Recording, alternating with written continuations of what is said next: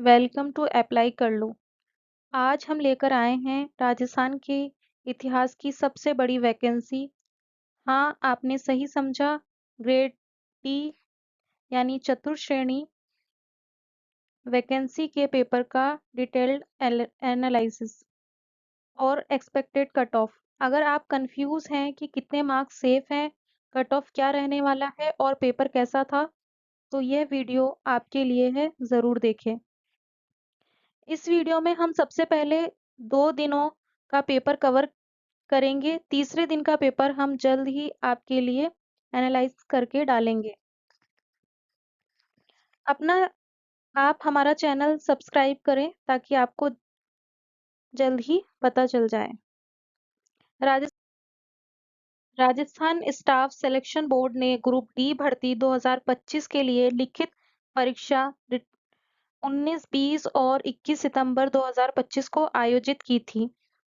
RSSB ने group D admit card 2025 को अपने आधिकारिक वेबसाइट पर जारी किया था 12 सितंबर को। इस भर्ती के लिए 53,749 वैकेंसियों के मुकाबले 24,76,884 उम्मीदवारों ने आवेदन किया था। इसमें 16,32,082 पुरुष थे और 8,44,015 महिलाएं और 287 थर्ड जेंडर के उम्मीदवार शामिल थे। यह राजस्थान के इतिहास की सबसे बड़ी और कॉम्पिटिटिव परीक्षा में से एक मानी गई थी। परीक्षा 3 दिनों 19 से 21 सितंबर 2025 में कुल 6 शिफ्ट्स में आयोजित की गई थी। प्रत्येक दिन पहली शिफ्ट 10 बजे से 12 बजे तक और दूसरी शिफ्ट 3 बजे से 5 बजे तक चली। अगर हम पदों के वितरण की बात करें तो राजस्थान में विभिन्न सरकारी विभागों में कुल 53,749 पद थे, जिन्हें मुख्य रूप से गैर अनुसूचित क्षेत्र और अनुसूचित क्षेत्र में बांटा गया था। इनमें सबसे अधिक पद प्रशासनिक सुधार विभाग के माध्यम से राज्य सरकार के विभिन्न विभागों और अधीनस्थ कार्यालयों में से थे, जिनमें 47,571 पद गैर अनुसूचित क्षेत्र और 5,550 पद अनुसूचित क्षेत्र के लिए थे। अन्य विभागों में जैसे आरपीएससी अजमेर में 34 पद और सरकारी सचिवालय में 594 पद सभी गैर अनुसूचित क्षेत्र के लिए थे। परीक्षा में कुल 120 ऑब्जेक्टिव टाइप प्रश्न थे, जिनका कुल अंक 200 था। उम्मीदवारों को परीक्षा पूरी करने के लिए 2 घंटे दिए गए थे।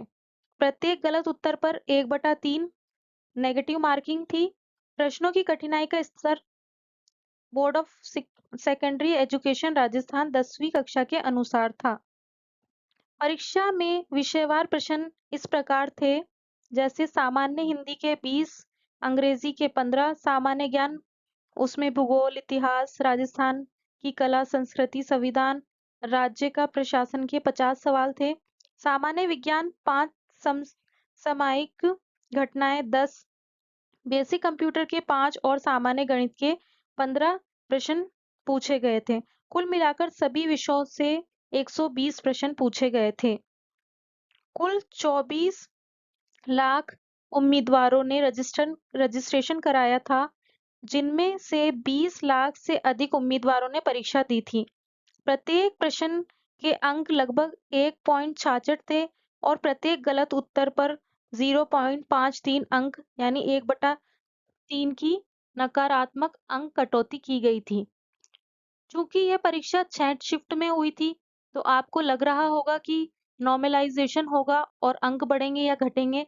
चलिए देखते हैं कि क्या होगा। क्या आप सोच रहे हैं कि 6 शिफ्ट होने के कारण नॉर्मलाइजेशन होगा?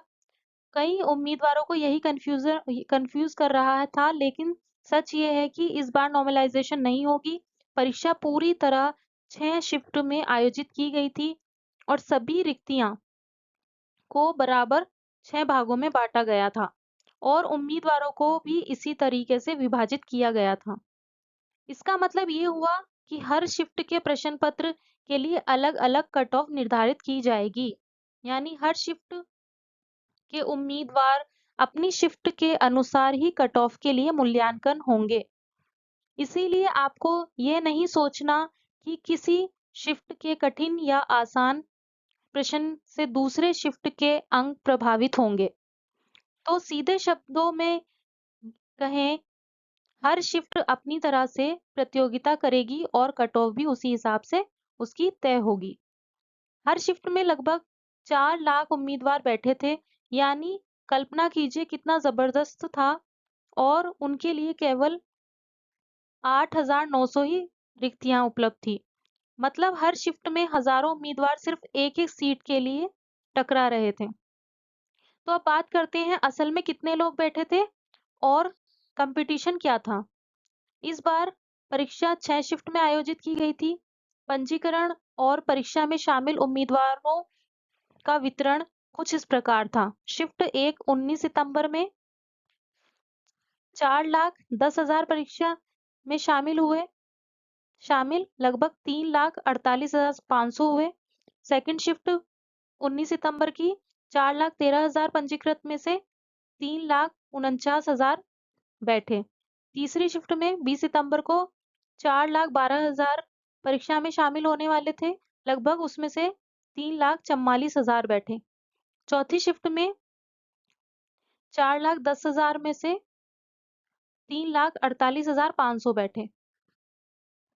तो सोचिए हर शिफ्ट में लगभग 3.5 लाख उम्मीदवार बैठे और उनके लिए केवल लगभग 8,900 रिक्तियां थी। मतलब हर शिफ्ट में हर 40वें उम्मीदवार को एक ही सीट मिल सकती थी। अब बात करते हैं पहले दिन यानी 19 सितंबर के दोनों शिफ्टों के पेपर की।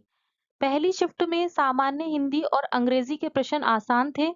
सामान्य ज्ञान आसान से मध्यम स्तर का था। विज्ञान और समसामयिक घटनाएं आसान थी। कंप्यूटर के प्रश्न मध्यम और गणित के प्रश्न भी मध्यम स्तर के ही थे। कुल मिलाकर पहली शिफ्ट का पेपर काफी आसान साबित हुआ। दूसरी शिफ्ट में हिंदी और अंग्रेजी आसान थे। सामान्य ज्ञान और समसामयिक घटनाएं मध्यम स्तर की थी। विज्ञान आसान था। कंप्यूटर का पेपर मध्यम से कठिन रहा और गणित के प्रश्न भी कठिन थे।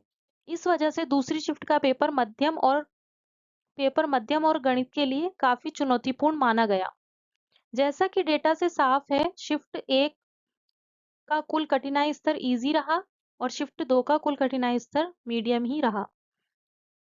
अब बात करते हैं वितरण की, कि कितने लोग 100 से कम नंबर लाए और कितने लोग 150 तक पहुंचे और कितने लोग 150 के ऊपर। राजस्थान फोर्थ ग्रेड एग्जाम 2025 19 सितंबर सुबह शिफ्ट 1 के लिए अनुमान के अनुसार इस परीक्षा में लगभग 1,55,000 से 1,70,000 उम्मीदवार ऐसे थे जिनके अंक 100 से कम यानी 99 तक आए। लगभग 1 लाख से 1.20 लाख उम्मीदवार ने 100 से 129 अंक प्राप्त किए। 130 से 149 अंक पाने वाले उम्मीदवारों की संख्या लगभग 50,000 से 60,000 थी। वहीं 150 से 165 अंक लाने वाले केवल 20,000 से 25,000 उम्मीदवार रहे थे और सबसे अधिक अंक यानी 166 से 200 अंक लाने वाले केवल 8,500 से 9,000 उम्मीदवार ही रहे। इससे स्पष्ट होता है कि उच्च अंक प्राप्त करना कितनी बड़ी चुनौती थी और प्रतियोगिता कितनी तीव्र थी।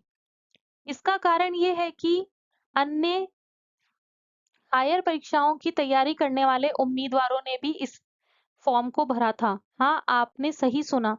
कई ऐसे प्रतियोगी जो पहले से ही तैयारी कर रहे थे, उन्होंने इससे एक अतिरिक्त मौका समझकर फॉर्म भरा और परीक्षा में शामिल हुए। यही वजह है कि इस शिफ्ट में कठिन प्रतियोगिता और उच्च अंक प्राप्त करने वालों की संख्या रही। अब बात करते हैं शिफ्ट 2 की, जो 19 सितंबर को थी। इस शिफ्ट में लगभग 1,62,500 उम्मीदवार के अंक 100 से कम आए। लगभग 1,10,000 उम्मीदवारों ने 100 से 129 अंक प्राप्त किए। 130 से 149 अंक पाने वाले उम्मीदवारों की संख्या लगभग 55,000 थी। वहीं 150 से 165 अंक लाने वाले लगभग 22,500 उम्मीदवार थे और सबसे अधिक अंक यानी 164 से 200 अंक लाने वाले लगभग 8,750 उम्मीदवार ही रहे। इस शिफ्ट में भी उच्च अंक लाना उतना ही चुनौतीपूर्ण रहा और प्रतियोगिता बेहद तीव्र थी। अब आप सोच रहे होंगे कि इस शिफ्ट 2 के सामान्य उम्मीदवार के लिए कट ऑफ कितनी जा सकती है। दरअसल ये शिफ्ट 1 से थोड़ी सी कठिन थी, खासकर मैथ्स और सामान्य ज्ञान के कारण। इसीलिए इसकी कट ऑफ भी थोड़ी कम जाने का अनुमान है। अनुमानित सामान्य कट ऑफ लगभग 163 से 170 अंक रही होगी। अब बात करते हैं डे 2 की, यानी 20 सितंबर 2025 की दोनों शिफ्ट की। ध्यान रहे, हमने सुबह की शिफ्ट को शिफ्ट 3 और शाम की शिफ्ट को शिफ्ट 4 माना है, इसलिए आपको कोई कंफ्यूजन ना हो। शिफ्ट 3 में सामान्य हिंदी और अंग्रेजी के प्रश्न आसान थे, सामान्य ज्ञान मध्यम, विज्ञान आसान, समसामयिक घटनाएं मध्यम, कंप्यूटर का पेपर मध्यम से कठिन और गणित का टफ था। कुल मिलाकर यह शिफ्ट मध्यम स्तर पर ही रही। दूसरी शिफ्ट यानी शिफ्ट 4 में हिंदी और अंग्रेजी इजी रहा, सामान्य ज्ञान भी इजी रहा, कंप्यूटर, समसामयिक घटनाएं मीडियम रही और कंप्यूटर भी मध्यम स्तर पर रहा। गणित भी मध्यम ही रही। कुल मिलाकर शिफ्ट 4 का पेपर भी आसान रहा। जैसा कि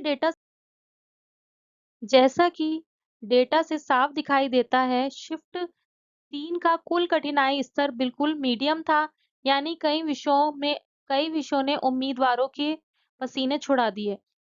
वही शिफ्ट 4 का कुल कठिनाई स्तर पूरी तरह आसान रहा, जिससे उम्मीदवारों को कुछ हद तक आराम मिला और अंक जुटाने में आसानी हुई। आपको फिर बता दें कि इस बार अलग-अलग शिफ्ट के पेपर चाहे टफ हो या इजी, इससे किसी के अंक पे कोई फर्क नहीं पड़ेगा, क्योंकि नॉर्मलाइजेशन इस बार नहीं होगी। यानी हर शिफ्ट के उम्मीदवार अपने शिफ्ट के अनुसार ही मूल्यांकन होगा। इसीलिए आपको ये सोचकर परेशान होने की जरूरत नहीं है कि शिफ्ट का पेपर कठिन था और किस शिफ्ट का आसान, और आपके अंक कम आएंगे। तो चलिए देखते हैं 20 सितंबर सुबह की शिफ्ट 3 के अंक वितरण को।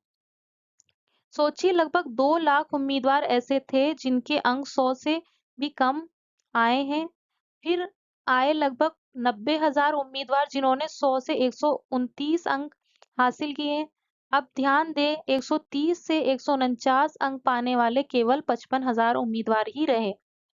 और जो सबसे मुश्किल हिस्सा था, 150 से 164 अंक वाले सिर्फ 20,000 से 25,000 उम्मीदवार थे। और इसका उच्च अंक पाने वाले 164 से 200 अंक लाने वाले केवल 8,500 से 9,000 उम्मीदवार ही रहे। तो जाहिर है इस शिफ्ट का उच्च अंक लाना बिल्कुल चुनौतीपूर्ण रहा और प्रतियोगिता किसी भी रूप से कम नहीं थी। एक बात साफ कर दें, हमारे पास अभी केवल और डे 2 का, इसीलिए हमने इस वीडियो में सबसे पहले और दूसरे दिन का पूरा एनालिसिस दिखाया है। तीसरे दिन का एनालिसिस भी कल तक आपके लिए तैयार हो जाएगा। तो हमारे चैनल को आप सब्सक्राइब करें और इससे जुड़े रहें ताकि इंफॉर्मेशन आप तक पहुंच सके। तो आप सोच रहे होंगे इस शिफ्ट की सामान्य कट ऑफ कितनी जा सकती है। अनुमान के अनुसार लगभग 162 से 169 तक रहने की संभावना है। हाँ, सही सुना, मतलब लाखों उम्मीदवारों में से सिर्फ इतने ही अंक ला पाए और इस शिफ्ट का उच्च अंक प्राप्त करना बिल्कुल चुनौतीपूर्ण रहा। अब बात करते हैं इवनिंग की शिफ्ट 4 की 20 सितंबर के अंक वितरण की। इस शिफ्ट में लगभग 1,50,000 उम्मीदवार ऐसे थे जिनके अंक 99 आए और लगभग 1,20,000 उम्मीदवार ने 100 से 129 अंक हासिल किए। 130 से 149 अंक पाने वाले उम्मीदवारों की संख्या 60,000 रही। वहीं 150 से 165 अंक लाने वाले लगभग 20,000 से 25,000 उम्मीदवार थे और सबसे अधिक अंक यानी 160 से 200 अंक लाने वाले केवल 10,000 उम्मीदवार ही रहे। इससे साफ है कि इस शिफ्ट में भी उच्च अंक लाना बड़ी चुनौती था, लेकिन आम तौर पर यह शिफ्ट पहली शिफ्ट की तुलना में थोड़ी आसान रही। एक बात और हम आपको बता दें, हम और डेटा कलेक्ट करेंगे और उसके बाद कैटेगरी वाइज एनालिसिस और कट ऑफ का वीडियो लेकर आएंगे। इसलिए चैनल को सब्सक्राइब करें और इस वीडियो को लाइक ज़रूर करें ताकि आपको अगला वीडियो तुरंत मिल सके। तो अब बात करते हैं सामान्य कट ऑफ की। अनुमान के अनुसार ये शिफ्ट इतनी तीव्र प्रतियोगिता और चुनौतीपूर्ण प्रश्नों के बावजूद लगभग 162 से 149 अंक रहने वाली है। 166 से 172 रहने वाली है। हाँ, आप सही सुन रहे हैं, मतलब लाखों उम्मीदवारों में से केवल इतनी ही संख्या के अंक इतने ऊंचे रहे। सोचिए हर अंक कितना महत्वपूर्ण था और इस शिफ्ट में उच्च अंक लाना एक सचमुच की लड़ाई जैसा रहा। अब बात करते हैं चारों शिफ्ट की अनुमानित सामान्य कट ऑफ की। पहले दिन शिफ्ट 1 19 सितंबर सुबह की कट ऑफ लगभग 164 से 170 और दूसरी शिफ्ट 161 से 168 और दूसरी शिफ्ट 162 से 168 और चौथी शिफ्ट 166 से 173। इससे साफ है कि शिफ्ट के अनुसार कट ऑफ में थोड़ा उतार चढ़ाव रहा, लेकिन हर शिफ्ट में उच्च अंक लाना चुनौतीपूर्ण रहा। हम और डेटा कलेक्ट करेंगे और इसे कैटेगरी वाइज एनालाइज करेंगे और आपके लिए कट ऑफ की वीडियो ज़रूर लेकर आएंगे। इसलिए आप हमारे चैनल को सब्सक्राइब करें, इस वीडियो को लाइक ज़रूर करें ताकि आपको अगला वीडियो तुरंत मिल सके। डे 1 का पूरा एनालिसिस पहले ही वीडियो में कवर कर चुके हैं। डे 2 का पूरा एनालिसिस भी इसी वीडियो में हम कवर कर चुके हैं और डे 3 का एनालिसिस कैटेगरी वाइज हम आपके सामने लेकर आए अगली वीडियो में लेकर आएंगे। इसीलिए आप हमारे चैनल को सब्सक्राइब करना ना भूलें ताकि जैसे ही नया वीडियो आए तो तुरंत नोटिफिकेशन आपको मिल जाए और आप कोई भी अपडेट मिस ना करें। अधिक जानकारी के लिए आप व्हाट्सएप ग्रुप और टेलीग्राम ग्रुप से जुड़ सकते हैं। लिंक वीडियो के डिस्क्रिप्शन में दी गई है। साथ